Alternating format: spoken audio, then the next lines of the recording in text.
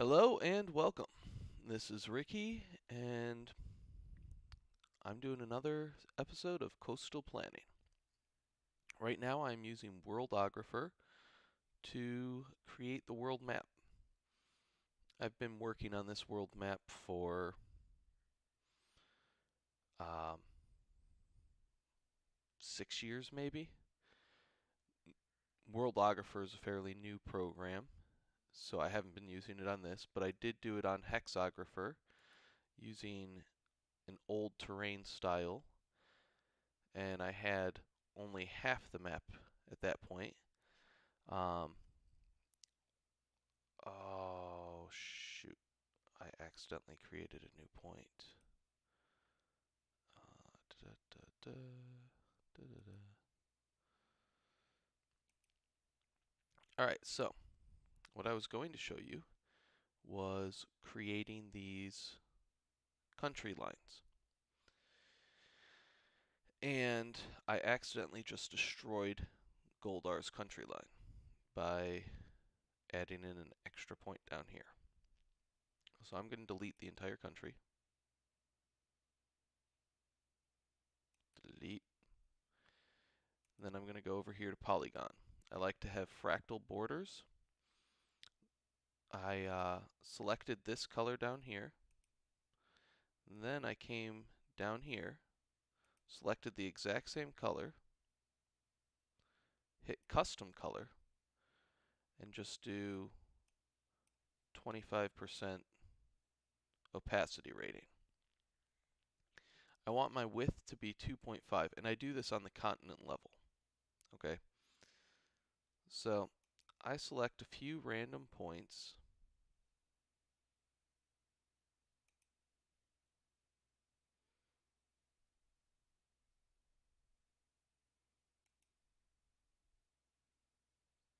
Do you see how much that curved out? That curved out significantly more than I expected. Okay.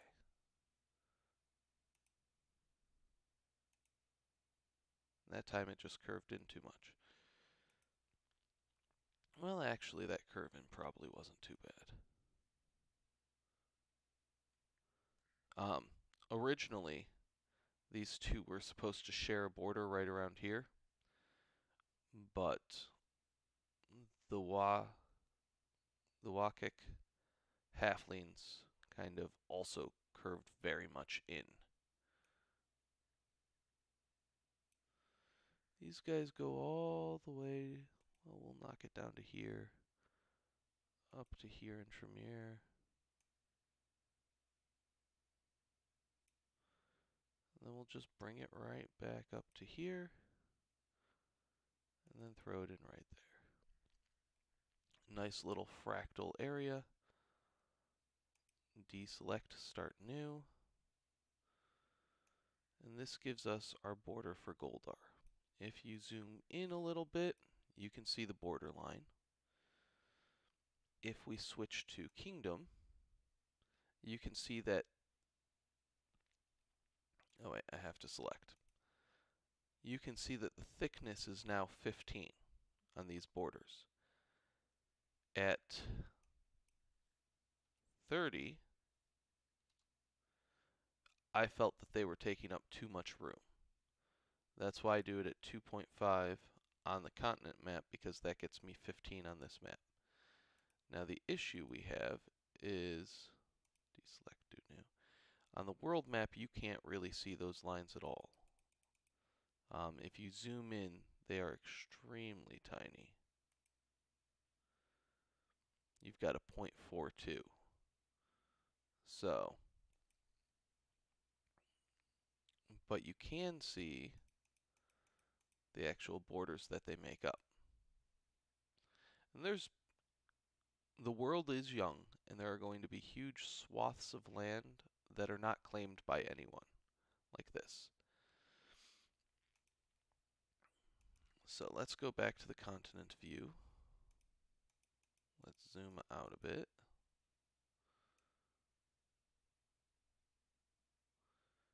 And let's continue on. So it doesn't really matter what color you choose.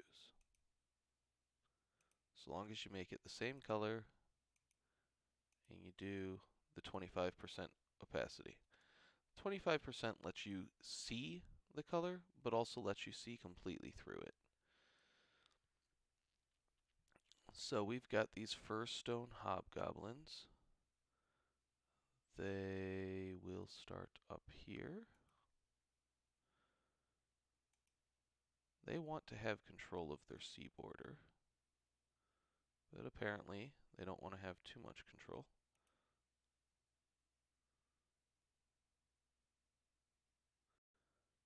I kind of want them to touch onto the sea grue, and I know I want them to touch onto Ferentis. That should be good enough for me. Yeah. So these are the fir stone hobgoblins. That's the space that they take up.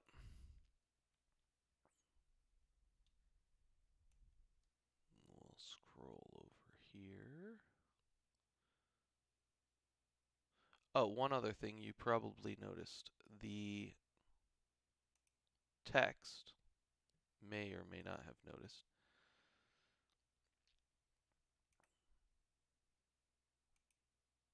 the text labels are able to be set whether they're in the world, the continent, and the kingdom level. And I took all of my text labels and made them just world and continent.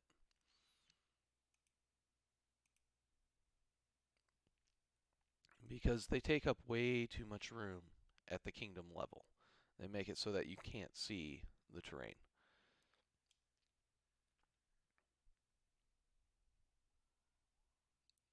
So let's go back to Polygon.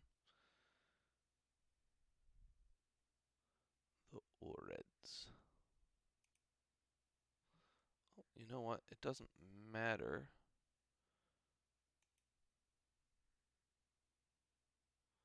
We'll leave the color the same because it just really doesn't matter.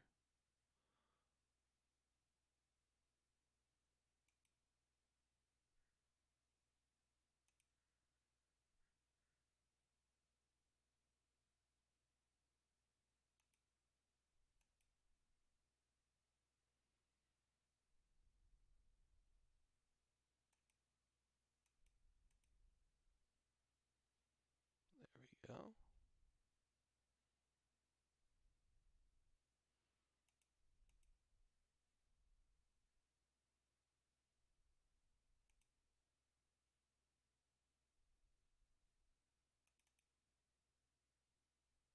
Oh, interesting how that cut in like that. Alright. And that's what the OREDs have. They clearly don't have anyone to compete with up here. These are dwarves, by the way. So it's very... If I were to play a campaign up here, it would be a dwarven campaign. There isn't too many other races to play with. And there isn't as much competition, so it'd be a very environmental-based campaign. Rune Ribby, the giants.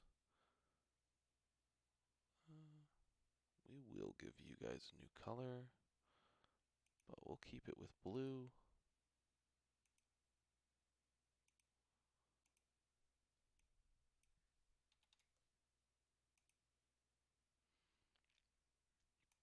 You guys love your water, so we'll make sure that you have some control over it.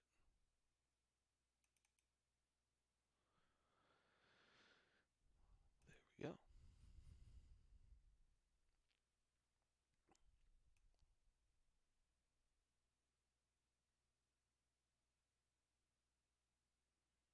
This whole continent up here, I left completely barren of the intelligent races. And we use a dozen intelligent races in my game. I decided to expand things at some point and include giants, goblins, hobgoblins, all that fun jazz.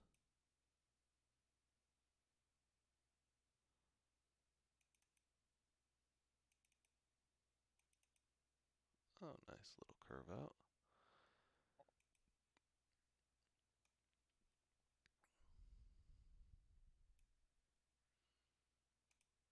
Let's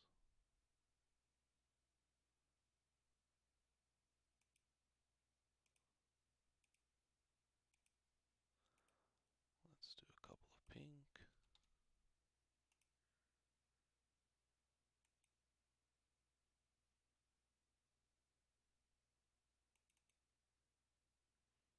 Interesting.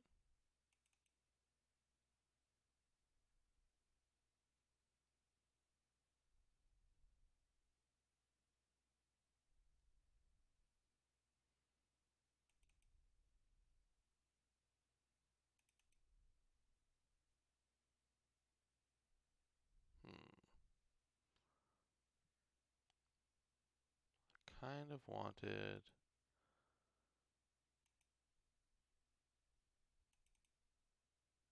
There we go. That's interesting. That's better, actually.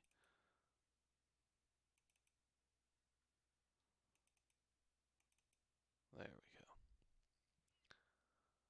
Now see, because these two are bordering each other, they have to be different. No, no, no,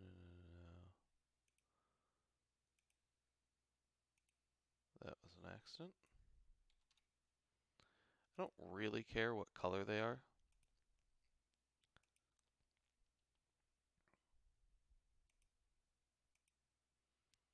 So long as I can tell the difference from a distance.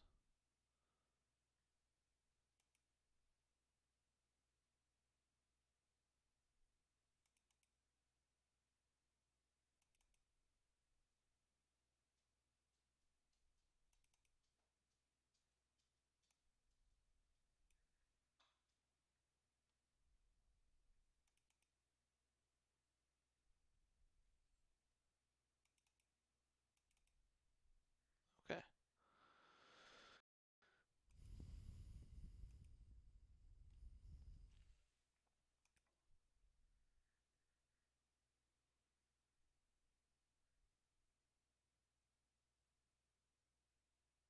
Oh, shoot. Do you see the problem? I accidentally went with 0.42 on the width for all of these.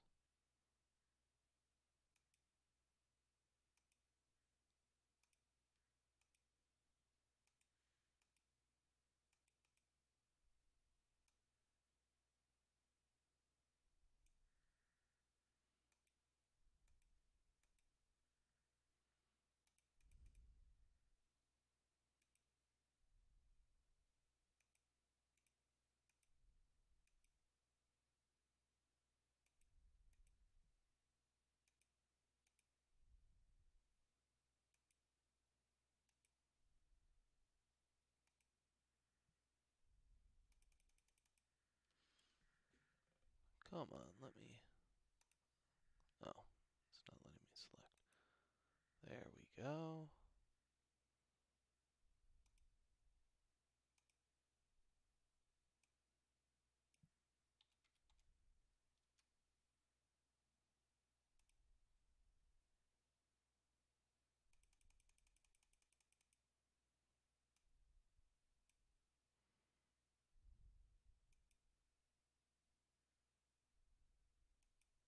Come on.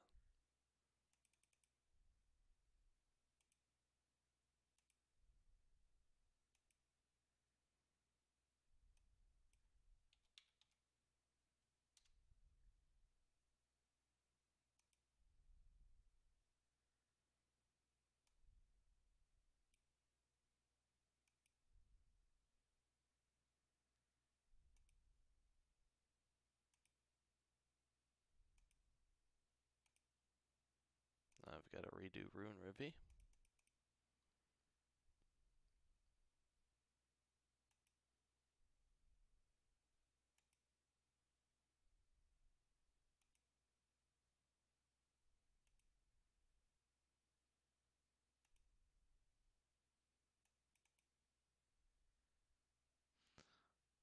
a little wider than last time. Maybe I selected wider points.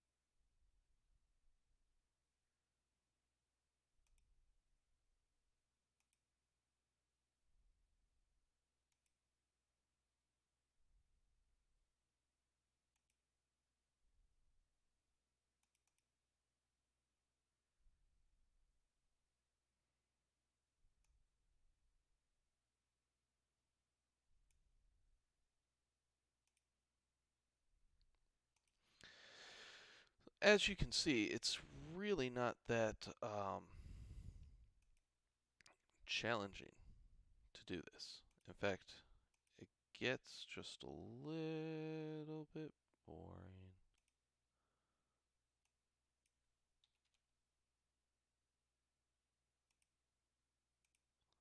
I accidentally selected the wrong one.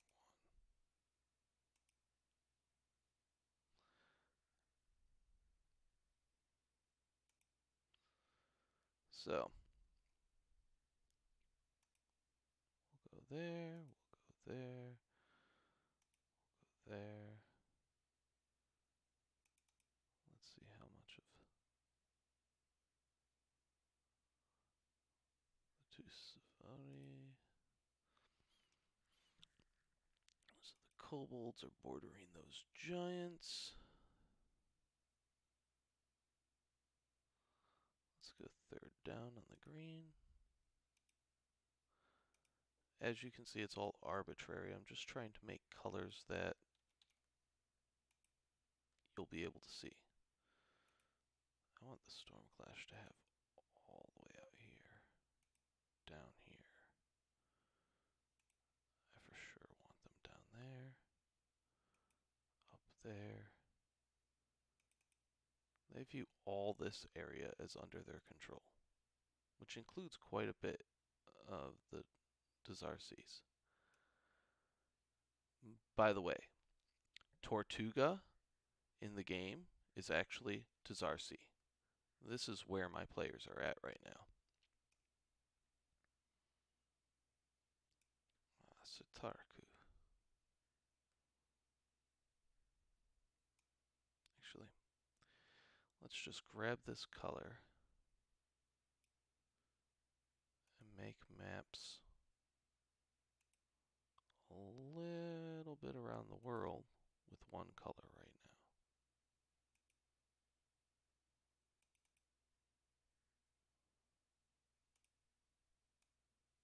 That way,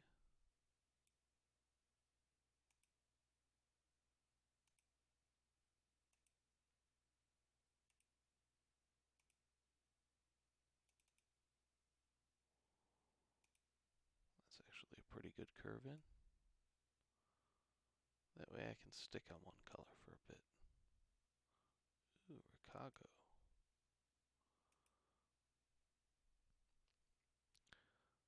These are basically my storm trolls.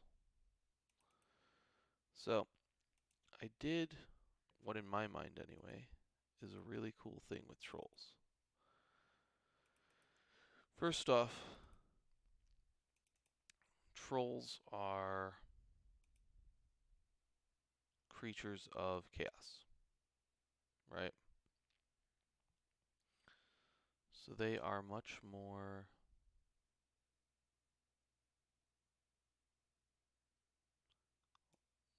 likely to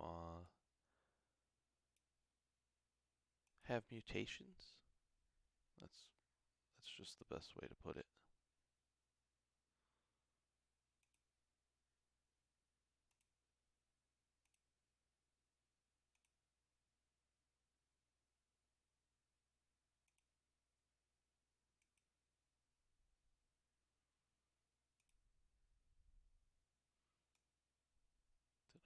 someone over here? Nope.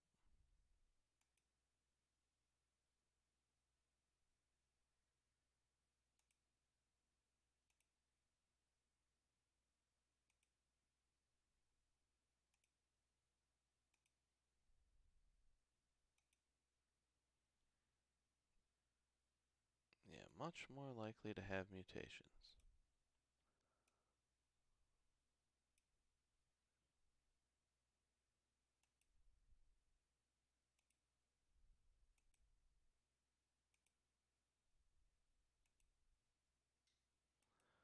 So, what I did with them is I made it so that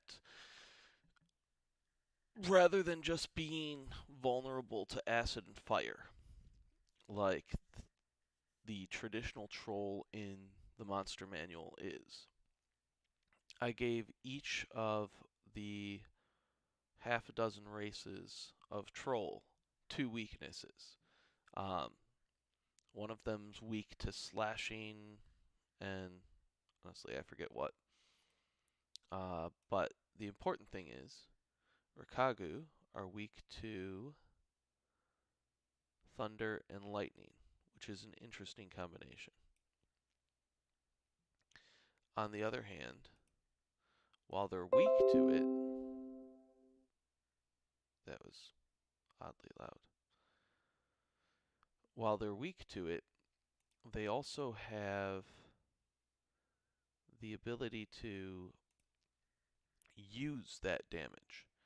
I gave them a natural attack with their claws, and with that natural attack, I actually allow their claws to deal one of the damages that they're weak to, which they choose at first level. So, for instance, the character Takashi, or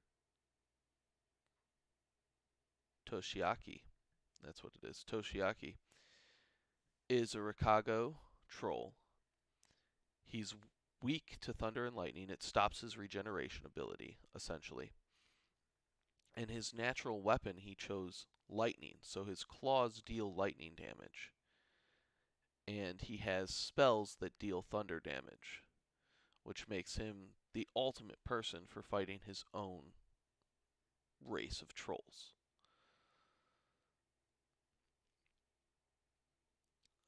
Yeah, so that's that. But let me show you guys some other stuff with Worldographer before I get too far into the mapping process, because I don't want to take all that amount of time.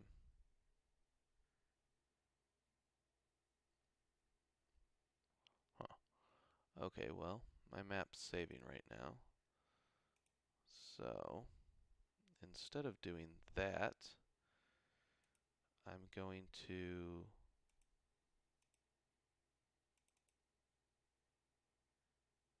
switch over to that, and let's do this. So like I said, troll. We have 6 different types of troll. I did every single base race as having 16 or 17 points. Well, apparently, except the gnomes who have 15 right now and need to be edited. So, +2 to Constitution. Each ability modifier increased by 1 is worth 3 points. I figure it's worth about half a feat since every 2 is worth 1 feat. So a feat would be worth 6 points. I gave them size. They can actually change their size because of their chaoticness. So they can go 1 step down or 1 step up from whatever they are. And I set their natural size as being medium, even though in-game it's normally large. But you would figure any barbarian type trolls would go for large. And it takes about a decade to change their size. So over the course of a normal campaign, they aren't going to change size. But I would let them start as anywhere from small to large. Their speed is 30 feet. They have dark vision of 30 feet, which is only worth 1 point.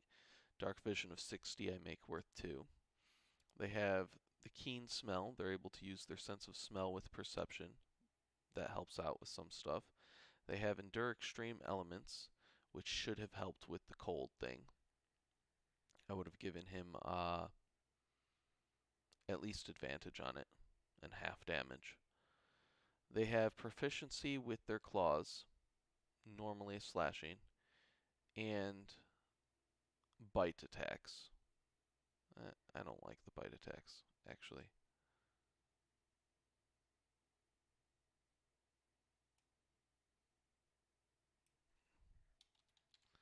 They have proficiency with their claws, which are light and finesse. You aren't carrying anything, so they're obviously light and finesse. It fits for me, and I allow them to be used as monk weapons.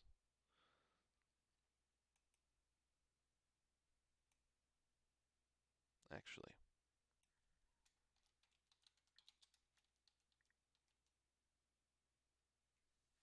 I allow them to be used as unarmed strikes. You have the regenerate. As a bonus action, oh, I thought they could do it for free. Okay, as a bonus action, or if knocked unconscious, then at the beginning of your turn, you may heal 1d6 plus Constitution modifier if you have not taken damage in the last minute. That's pretty simple. Usable a number of times equal to your Constitution modifier per short rest, minimum 1. And make that worth 4 points. That's worth more than half a feat. But I don't think it's worth a full feat because it's just one little bit of healing. Helps you get up from being unconscious or helps you keep going a little bit. The thing that really gives them a nice bonus is their regeneration is only stopped if they're dealt acid or fire for the Seagrew. This should be an R. There. Their regeneration is only stopped for cold and bludgeoning if they're the Nyari. It's only stopped for poison and slashing if they're the Whitfell. So forth and so on. Tormundu, because they have the rarest ones, I gave them 3. Psychic, Force, and Radiant damage. They get 1 language of Common, and then they also get their choice of Aquan, Terran, Orin, or Ignan, based on their primordial origins. The other races that I have clearly include human, and honestly, oh, whoops, troll. So these are, all of the subraces, by the way, are worth 6 points. They get +1 to any ability, which again goes into their chaoticness, but also goes into their ability to be just about, turn themselves into just about anything. It kind of makes them human-ish, in that sense. But every subrace is worth 6 points on my scale. And this is essentially my scale. If you want to pause it and take a look at it, feel free. But that's essentially how I try and figure things out. And I tweak things up and down as we playtest. Every game is a playtest, though. And my players know that I will change their race at will. I'll let them know about it, but if they're playing... No, just playing in general. It doesn't even matter if they're playing a PHB race. I will change their race at will if something doesn't feel balanced to the game. I actually buffed humans a little bit. I gave them the +2 to the abilities. This is the variant human. I gave them the free feat, which is worth 6 as well, so they're at 12. Skill proficiency is worth 2. That knocked them up to 14. And the language common is worth 1, so 15. So I added on a tool proficiency. It's not a big deal to have one of these tools. I'm not giving them kit proficiencies or anything else, just a tool proficiency.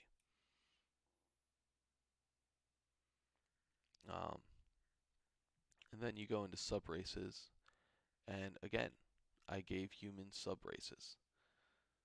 They get little extra things. The reason why I think humans are so popular, well, are multiple fold.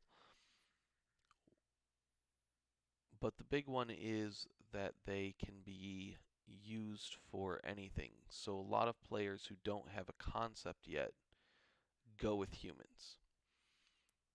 By adding in these sub-races, it actually makes them more useful for in certain directions, which doesn't take away any of their utility because it's still the variant human up here.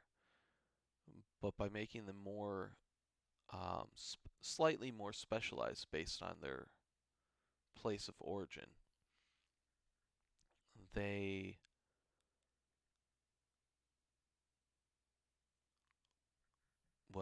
they become less overall enticing. Because if you're going to specialize just a little bit, you might as well specialize a lot. But I do almost always have one human in all of my sessions, so I guess they are a more popular race than the other races.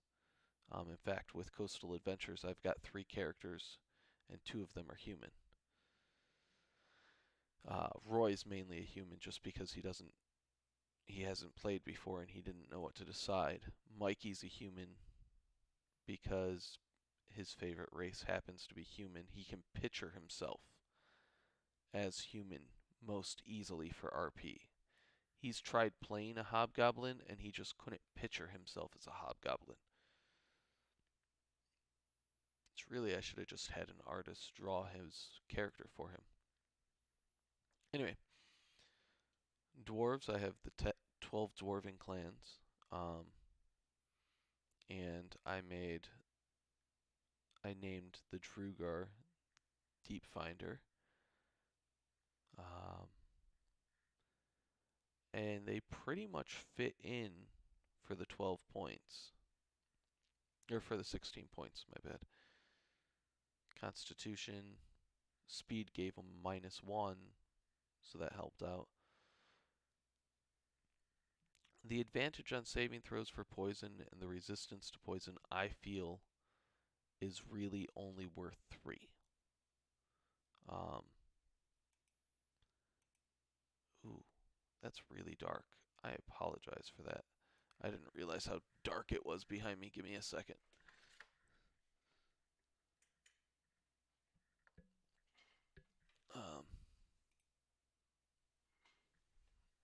Is that better at all? Not really. Give me 1 second. We're going to switch back to Worldographer for a bit. There we go. 1 second.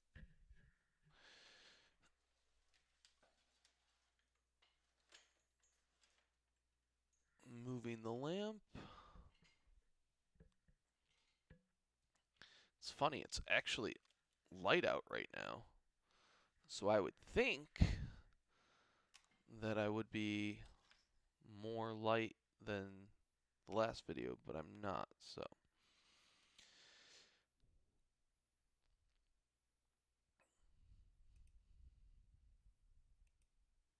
So let's go back to this.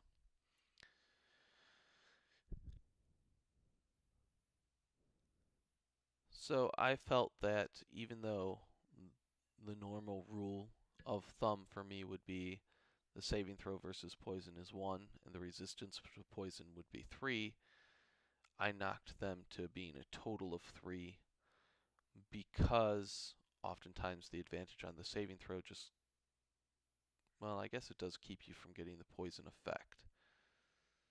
But I just don't feel like I feel like it's worth that. Personal opinion.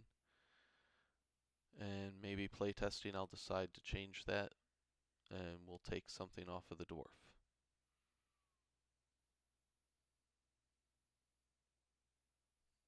I don't know what we'd take off. I could even really just knock this down to 1 point and still consider them worth 16. And as you can see, it's not a straight science because it's all dependent on how much something is worth in that game. Different games, different things are worth more. So I have a decent number of races. The ones over here that you see indented are because I finished all of their sub races. Like here, I know I have both the sub race for Briarshroud and Badgerstone somewhere. I just have to find where they are and put them in my OneNote. But I don't have everything down yet. So that is races. Let's go back. This is saved in the meantime. So let's go back to here and let me show you something else. Okay, where would be a good place to show this? Actually, right here. Okay, so if you go to the world level,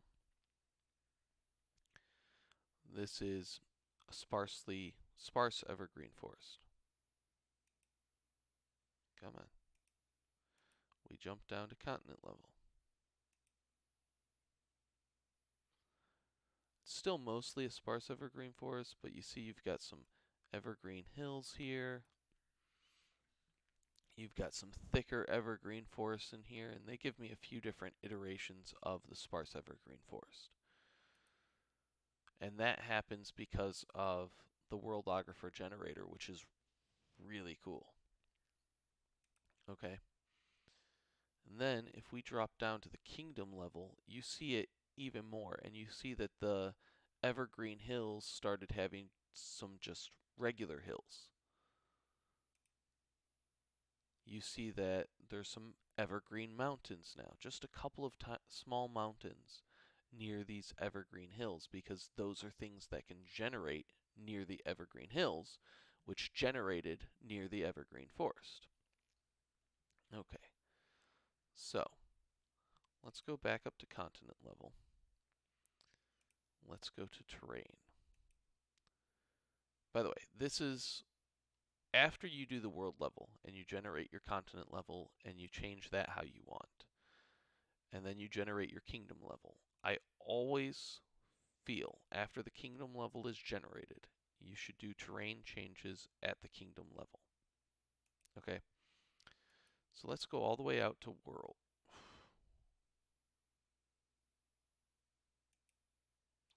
Now let's do it in continent. I don't want to hurt too much. Let's go down to continent, and let's throw in a beach right here. Dang it. Beach right there. Now let's jump down to the kingdom level. Let's pan over. As you can see, it replaced the entire area with beach. Okay? So this entire area is now beach. Yay. And it no longer has its variation. Go back out, still beach. Out to world, it's still that because it hasn't been changed enough in the area. Jump back down. So, what we're going to do is we want evergreen forest light. We'll go with light A. And we'll go with light C. I like light C. And if you do a majority of the area with light C, but not all of it, just a majority, it'll change that beach back to the forest. So you can actually come in here. I think that's enough. No, not quite.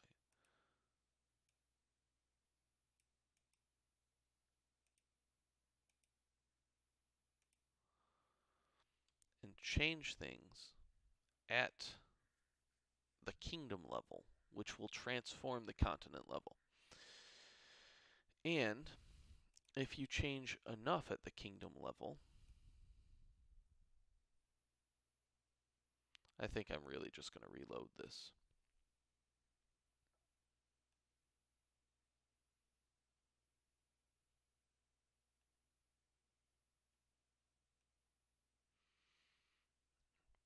I don't know how big of an area I need to do to get to the world level.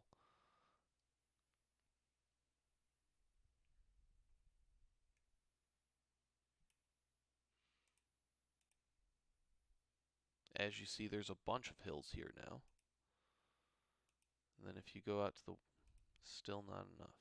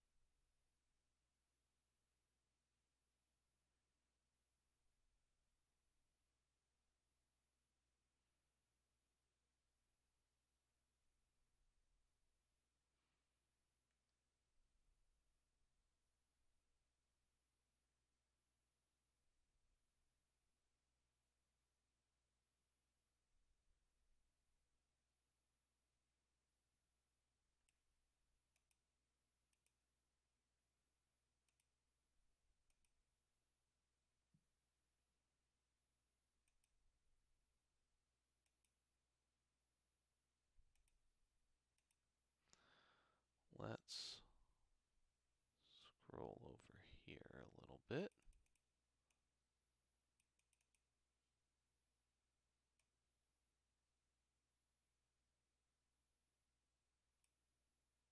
Whoops.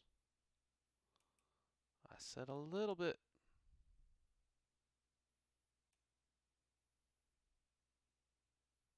There we go. Let's continue laying down these hills.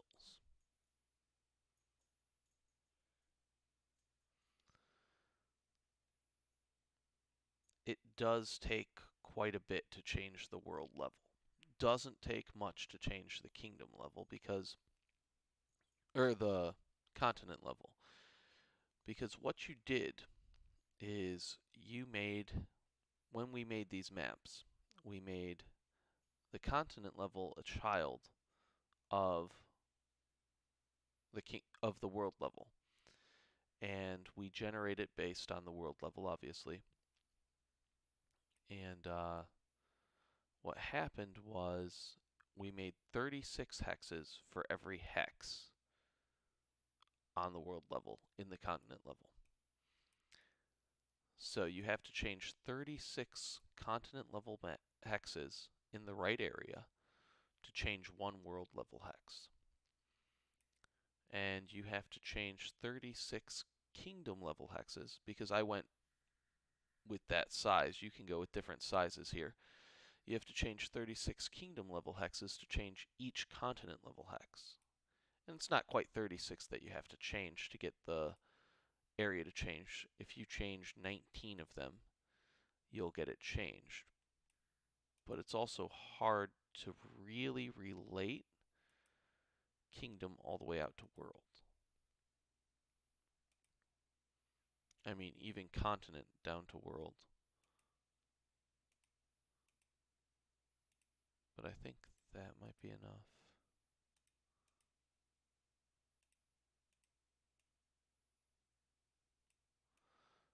We're just going to go through and change a bunch of these until world changes. There we go. Now it's a hill. You can see how much you need to change. But you can see when I actually laid those down that it erased all of the forest. Whereas when I was just laying down lots of hills, it wasn't erasing the forest. It was just changing the local landscape, and it would change the continent level landscape as well. It just wasn't ever enough to change the world level at that point. So yeah, that is why I change things at the kingdom level. But it's oftentimes easier to see what you're doing at the continent level. So for instance, here's another example.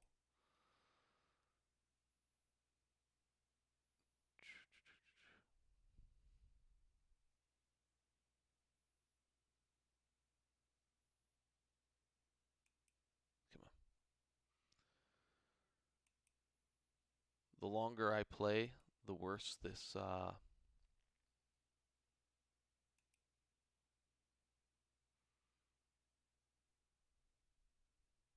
the worse it gets. So we want a texture. We're going with the texture.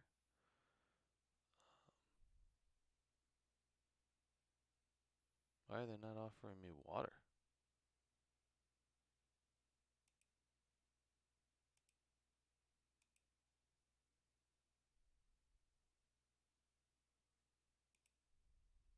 Oh, there it is. We're going with the texture water. Okay. And again, I'm not saving this.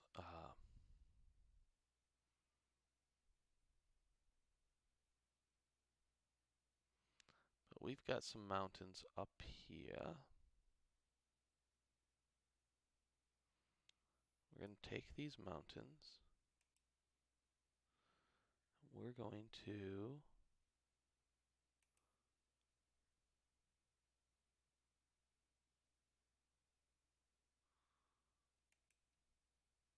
oh, I didn't want to create a curve. We're going to create a line. And I'm using fractal again because I feel like it's kind of necessary.